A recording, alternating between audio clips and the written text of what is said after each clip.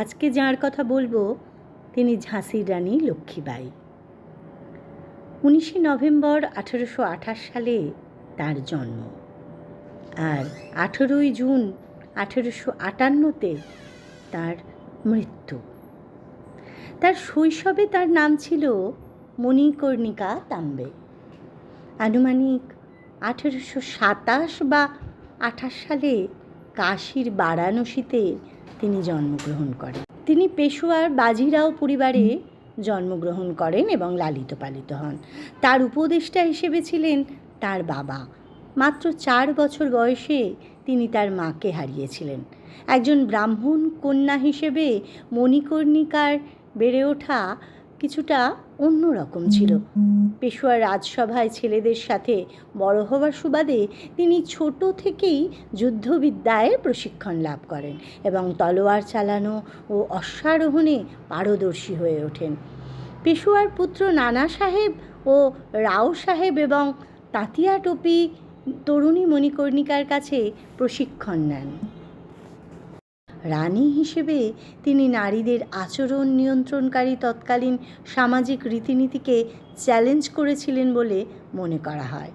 তিনি পর্দা প্রথা মানতে অস্বীকার করেন, যা নারীদেরকে জনসমক্ষে আড়াল করে রাখত, এবং তিনি তার সামরিক অনুশীলনও চালিয়ে যান। 1852 সালে লক্ষ্মীবাঈ একটি পুত্র সন্তানের জন্ম দেন, যে শৈশবেই মারা যায়। মণিকর্ণিকার 4 মাসের পুত্র সন্তান মারা যাবার পর গঙ্গাধর রাও 5 বছরের একটি পুত্র সন্তান দত্তক নেন।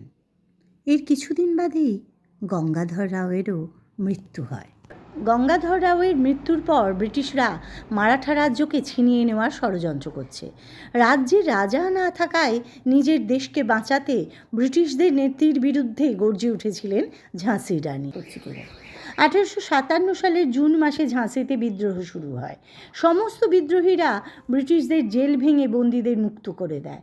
তারপর কাছারি আক্রমণ করেন, অত্যাচারে ব্রিটিশ শাসককে হত্যা করেন। ঝাঁসিকে ব্রিটিশ শাসনমুক্ত করবার জন্য সমস্ত দায়িত্বভার তুলে নিলেন নিজের কাঁধেই। 15,000-এর বেশি একটি বিরাট বড় সৈন্যবাহিনী তৈরি করেন। ঝাঁসির রানী লক্ষ্মীবাঈ অনেক রাজার সঙ্গে যোগাযোগ করলেন অত্যাচারী ব্রিটিশ শাসন থেকে দেশের স্বাধীনতার জন্য। ব্রিটিশদের বিরুদ্ধে সশস্ত্র সংগ্রামের পরিকল্পনা করলেন। 1858 সালে ঝাঁসির রানী লক্ষ্মীবাঈ অনুরোধ করেন মারাঠা বীর তাঁতিয়া টোপিকে। তাঁতিয়া টোপি সহ 22,000 সৈন্য ঝাঁসির রানী লক্ষ্মীবাঈয়ের সঙ্গে জড়িত হন এবং ব্রিটিশদের শিবির আক্রমণ করেন। 18 জুন 1858 সালের যুদ্ধে রানী লক্ষ্মীবাঈ যে বীরত্বের সঙ্গে লড়াই করেছেন, মনে হয় একজন পুরুষ মহান যোদ্ধা যুদ্ধ করেছেন। যুদ্ধ করতে করতে ঝাঁসির রানী যুদ্ধক্ষেত্রেই মারা যান। একা রানীর মতো যদি 1000 মহিলা থাকতেন, তবে ব্রিটিশের পক্ষে ভারত দখল করা অসম্ভব ছিল।